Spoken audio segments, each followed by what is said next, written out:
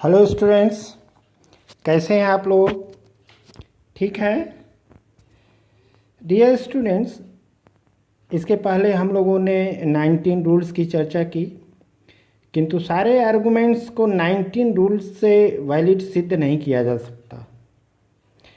इसके लिए IM copy ने भी कहा कि 19 रूल्स की अपनी एक सीमा है, एक लिमिट है, इसलिए अलग अलग रूल्स उन्होंने इंट्रोड्यूस किया। उसमें से एक नया रूल जिसको उन्होंने इंट्रोड्यूस किया उसका नाम है the rule of conditional proof. इसे शॉर्ट में CP भी कहते हैं।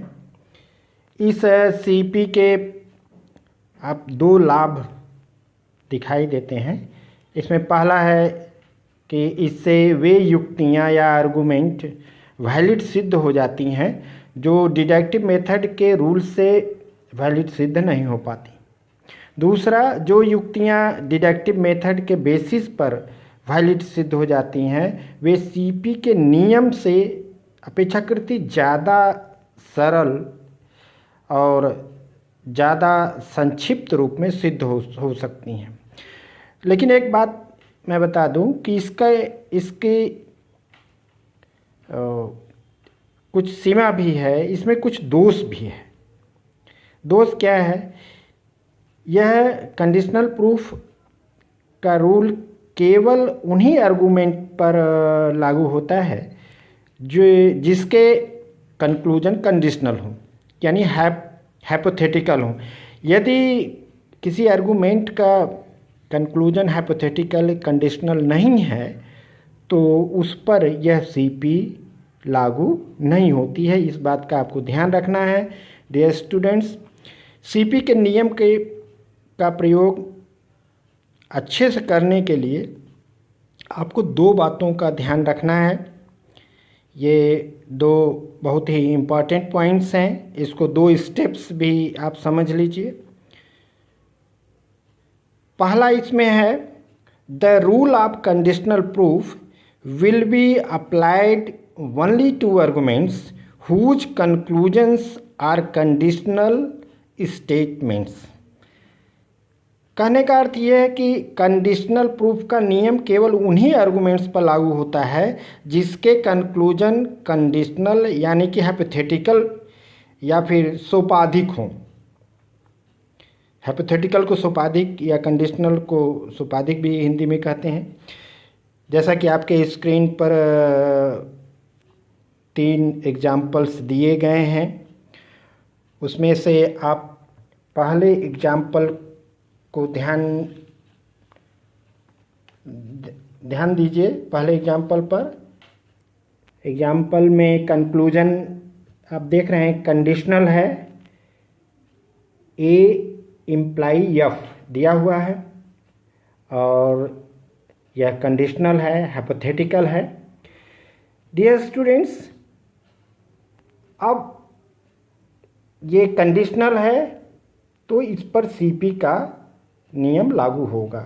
दूसरा एग्जाम्पल भी आप देख लीजिए, इसमें कंक्लूजन A इम्प्लाई ब्रैकेट में A.B दिया है।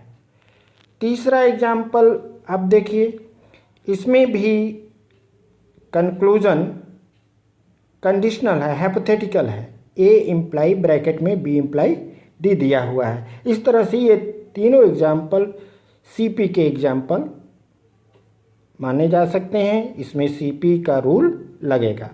डियर स्टूडेंट्स, आप दूसरा स्टेप आप समझिए। दूसरा स्टेप है by assuming the antecedent of its conclusion as an additional premise and then deducing the consequent of its conclusion by a sequence of elementary valid arguments।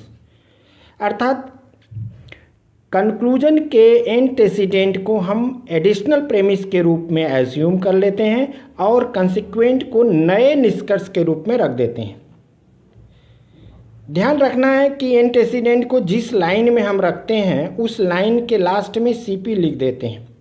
जैसा कि आप फर्स्ट एग्जाम्पल में आप देखिए, ए को हमने थर्ड लाइन में as A C P assume कर लिया और एफ को जो कंसेक्वेंट है उसको निष्कर्ष के रूप में रख दिया।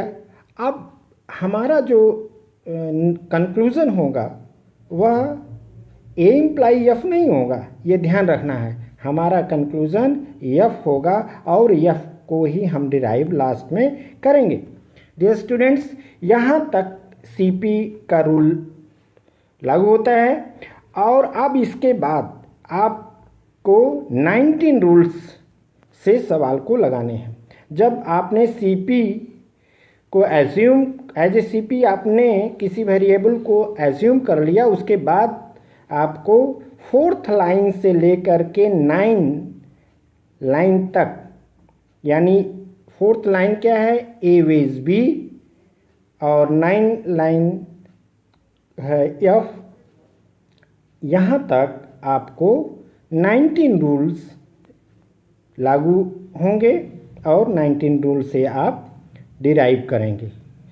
तीसरे एग्जाम्पल में भी डियर स्टूडेंट्स आप देखिए कि कंक्लूज़न ए इम्प्लाई ब्रैकेट में ए डॉट बी दिया हुआ है।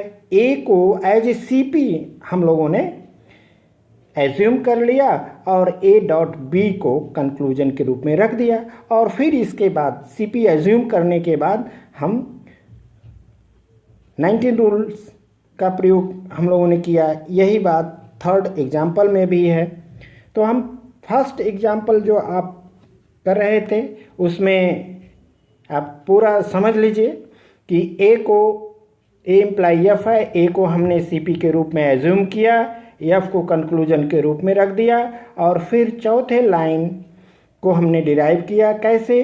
तीसरे में एडिशन करके हमने चौथे लाइन को डिराइव कर लिया, फिर पहले और चौथे में मॉडस पोनेंस लगाया और पांचवें लाइन सी डॉट डी को डिराइव कर लिया और पांचवें में कम्यूटेशन करके डी सी डॉट डी को डी डॉट सी में बदल दिया और फिर हम लोगों ने छठवीं लाइन में क्या किया, कौन सा रूल लगाया, सिंप्लीफिकेशन लगाया और डी को डिराइव कर लिया सातवीं लाइन। फिर सातवें में एडिशन का रूल लगाया और डी में ई को ऐड कर दिया। फिर दूसरे और आठवें में मॉडस पोनेंस लगा करके एफ को डिराइव कर लिया। डियर स्टूडेंट्स, इस तरह से आप देखते हैं कि सीपी का प्रयोग बहुत ही अच्छे से ध्यानपूर्वक करने पर यह बहुत ही आसान नियम है, लेकिन इसके पहले आपको 19 रूल्स अवश्य याद होने चाहिए। दूसरा आप देखिए, दूसरा सवाल दिया हुआ है। फर्स्ट लाइन है ए इम्प्लाई बी और कंक्लूजन है ए इम्प्लाई ब्रैकेट में A dot B.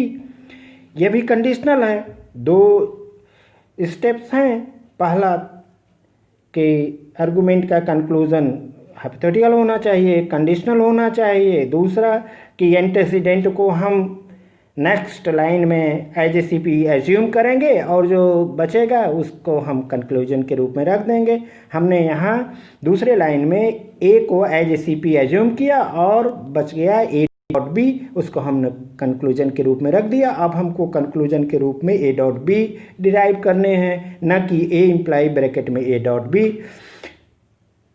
Dear students, अब हम लोगों ने पहले और दूसरे में देखिए, पहले और दूसरे में मॉडस पोनेंस लगाया और थर्ड लाइन बी को डिराइव कर लिया। दूसरे और तीसरे में कंजंक्शन करके ए डॉट बी डिराइव कर लिया। थर्ड एग्जाम्पल आप देखिए, ये भी बहुत ही आसान है। फर्स्ट लाइन दिया हुआ है ए इम्प्लाई ब्रैकेट में बी इम्प्लाई सी और सेकेंड लाइन है बी इम्प्लाई ब्रैकेट में सी इम्प्लाई डी। अब कंक्लूजन है ए इम्प्लाई ब्रैकेट में बी इम्प्लाई डी। अब ये देखना है कि ये हाइपोथेटिकल है कि नहीं। कंक्लूजन है। आप देख रहे हैं कि ए इम्प्लाई इम्प्लीकेशन का सिंबल जहाँ रहेगा वहाँ सीपी का प्रयोग आप कर सकते हैं। वो कंडीशनल स्टेटमेंट्स है और जहाँ जहाँ कंडीशनल स्टेटमेंट होगा वहाँ सीपी लागू होगा। ए को हमने थर्ड लाइन में as A C P assume किया। डियर स्टूडेंट्स, एक बात यहाँ ध्यान देना है कि ए को हमने as A C P assume कर लिया थर्ड लाइन में और फिर बचा क्या, बी इम्प्लाई डी। फिर कंडीशनल हमारा जो कंक्लूजन है वो फिर कंडीशनल ही है, हाइपोथेटिकल है। तो क्या हम फिर सीपी लगा सकते हैं? यस, आप लगा सकते हैं। जब तक आपका कंक्लूजन कंडीशनल है, हाइपोथेटिकल है, आप सीपी का प्रयोग कर सकते हैं। इसलिए देखिए थर्ड एग्जाम्पल में तीसरे में एज्यूम करने के बाद चौथे लाइन को फिर एज्यूम किया गया। बी इम्प्लाई डी में बी एंटेसिडेंट को फोर्थ लाइन में हमने एज ए सीपी एज्यूम किया और डी को कंक्लूजन के रूप में रख लिया। डियर स्टूडेंट्स, आप देखिए अब हमें क्या डिराइव करना है कंक्लूजन में? डी डिराइव करना है। न तो हमको ए इम्प्लाई ब्रैकेट में बी इम्प्लाई डी डिराइव करना है और ना ही बी इम्प्लाई डी डिराइव करना है। हमको डिराइव अब क्या करना है, ये बात, इस बात पर ध्यान दीजिए कि आपको डी डिराइव करना है। और डी डिराइव कैसे करेंगे? आप देख रहे हैं पांचवें लाइन में पहले और तीसरे में मोडस पोनेंस आपने लगाया। पहले और तीसरे में मोडस पोनेंस लगा करके आपने पांचवें लाइन डिराइव कर लिया, बी इम्प्लाई सी। फिर पांचवें और चौथे में फिर मोडस पोनेंस लगाया और छठवीं लाइन सी डिराइव कर लिया। दूसरे और चौथे में फिर आपने मोडस पोनेंस लगा कर सी इम्प्लाई डी डिराइव कर लिया सातवीं लाइन, और फिर सातवें और छठे में मोडस पोनेंस लगा करके फिर आपने आठवीं लाइन डी डिराइव कर लिया। यह आपके स्क्रीन पर सब दिया हुआ है। डियर स्टूडेंट्स, अब हम एक एक्सरसाइज आपको दे रहे हैं। उस एक्सरसाइज को आप इसी आधार पर जो आपको एग्जाम्पल्स सॉल्व किए गए उसके आधार पर इन पांचों सवालों को आप सॉल्व कर लीजिए। आप देखिए ये पांचों जो सवाल दिए गए हैं इनके कंक्लूजन हाइपोथेटिकल हैं और ये हाइपोथेटिकल हैं, इसलिए इसमें सीपी लगाना है। और सीपी लगाने के बाद आपको 19 रूल्स का प्रयोग करना है। और 19 रूल्स का प्रयोग थोड़ा सतर्कता से आपको करना है ताकि कंक्लूजन जो लास्ट कंक्लूजन हो उसी को डिराइव करना है।